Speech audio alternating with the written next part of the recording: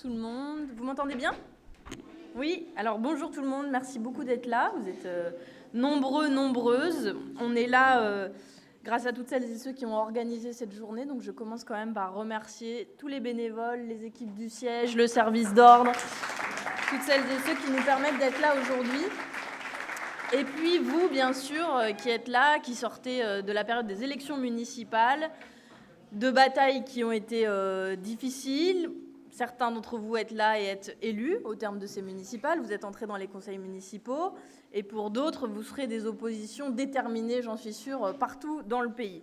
Alors, je suis là pour vous faire un bilan de l'Institut La Boétie avec mon coprésident Jean-Luc Mélenchon. L'Institut qui a aussi contribué à la bataille des élections municipales, évidemment. Et j'en profite aussi pour remercier les dizaines et dizaines de bénévoles de l'Institut La Boétie qui travaillent partout dans les boucles départementales, dans vos différents départements, pour faire vivre la Fondation et faire en sorte de développer son activité. On a eu une année chargée qui a commencé aux amphis derniers avec la parution du livre collectif Nouveau Peuple, Nouvelle Gauche, qui réunissait des auteurs, une vingtaine d'auteurs, autour d'une réflexion théorique sur le nouvel acteur révolutionnaire de notre époque, c'est-à-dire le peuple, qui a donné lieu aussi à une trentaine de présentations dans tout le pays et qui a permis d'ouvrir une discussion à gauche.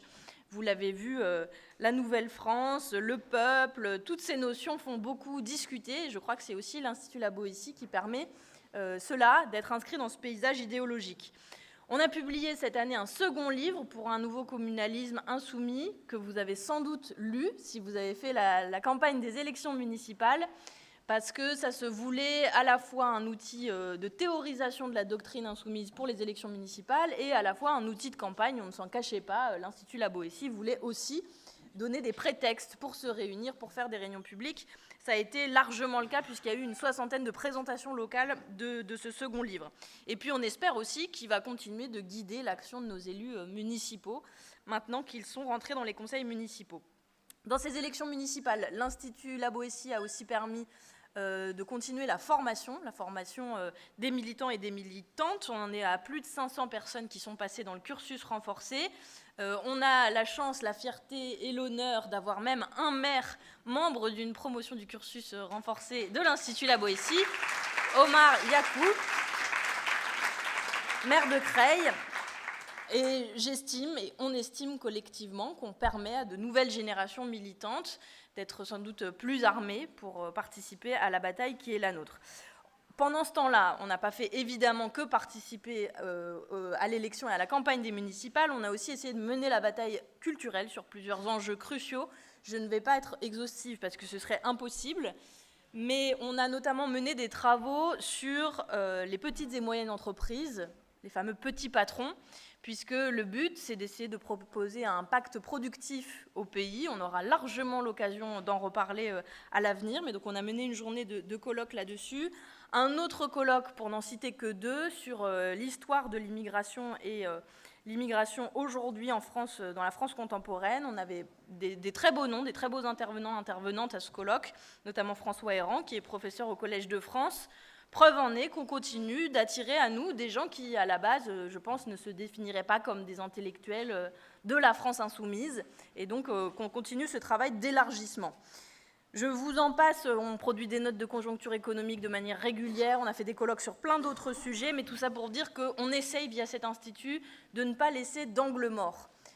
Je suis interpellée, on est interpellé très régulièrement par des insoumis qui viennent nous voir et qui nous disent « cet enjeu-là est fondamental, vous n'en avez pas assez parlé, etc. » Et bien petit à petit, vous voyez qu'on essaye d'élargir ce spectre des sujets qu'on prend en main, qu'on s'approprie, sur lesquels on peut plaquer nos notions, notre vision du monde. Ça, c'est pour le bilan très rapidement, les perspectives aussi, parce qu'elles sont fournies pour la période qui arrive. D'abord sur le fait que nous sommes passés, il me semble, dans l'année qui vient de s'écouler, d'une dimension purement nationale à une dimension internationale, avec le lancement cette fin de semaine de la Fondation européenne à laquelle appartient l'Institut La Boétie, puisque c'est un regroupement de fondations nationales, avec des Espagnols, des Portugais, des Finlandais, des Italiens, des Suédois, des Norvégiens, et j'en passe. C'est adossé au parti que nous avons de la gauche européenne, et là, l'Alliance de la gauche européenne, Et ça permet de mener la bataille idéologique maintenant à l'échelle européenne. Elle s'appelle Pour le peuple, cette fondation. Vous pouvez retrouver toutes les infos sur le site internet. On en fera aussi la promotion parce que, on doit le dire avec Jean-Luc, on saisit aussi cette occasion pour organiser des événements dans les mois qui arrivent à une autre échelle européenne internationale. La première de ces journées, ce sera les journées économiques internationales qui vont avoir lieu très bientôt, c'est le 30 mai.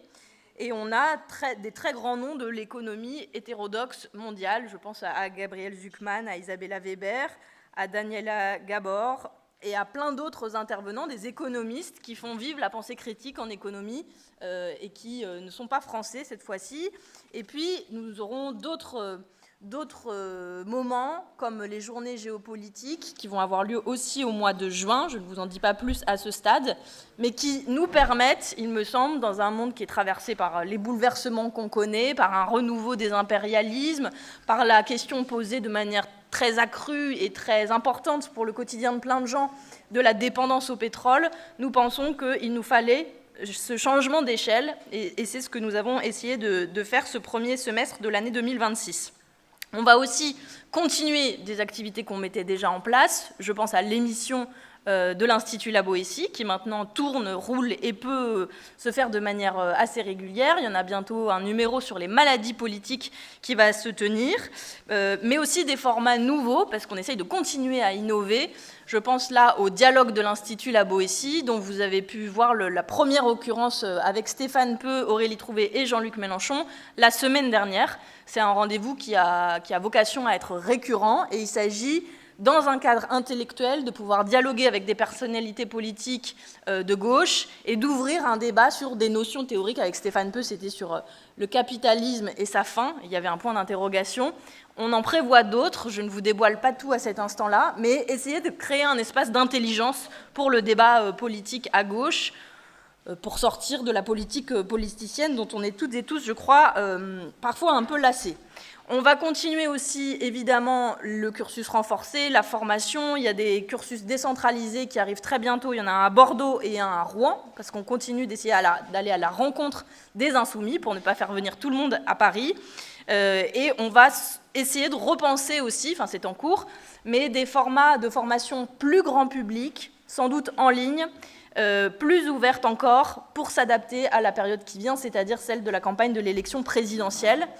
Toutes et tous, on le sait, dans vos groupes d'action, on va accueillir plein de nouveaux militants insoumis, insoumises, qui se définissent comme tels, qui viennent comme toujours de traditions politiques très différentes, et à qui il va falloir proposer des formations sur la doctrine insoumise, sur l'ère du peuple, sur le matérialisme, etc. Donc on va essayer de massifier ce dispositif-là pendant la campagne des élections présidentielles. Et puis je termine par vous dire, avec mon autre casquette cette fois-ci, que nous travaillons également, puisque je l'ai dit, nous entrons dans une nouvelle phase politique, nous travaillons également à la remise à jour de notre programme, l'Avenir en commun. Comme toujours, on le remet sur le métier. On en avait publié une version mise à jour en janvier 2025, c'était la mi-mandat pour les parlementaires. Et donc là, nous recommençons ce travail-là de manière toujours très ouverte, avec des auditions qui seront rendues publiques, parce que toutes les associations vont commencer à travailler sur leurs propositions en vue de 2027.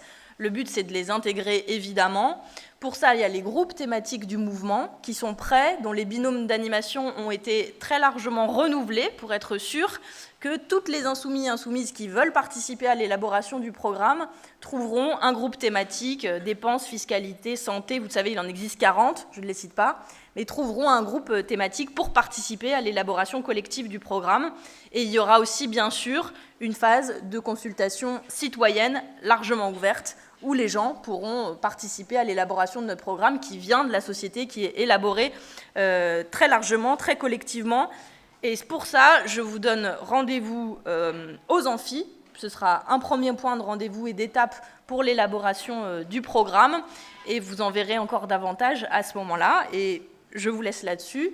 Je crois qu'on a beaucoup de travail pour faire gagner le programme de la Nouvelle-France.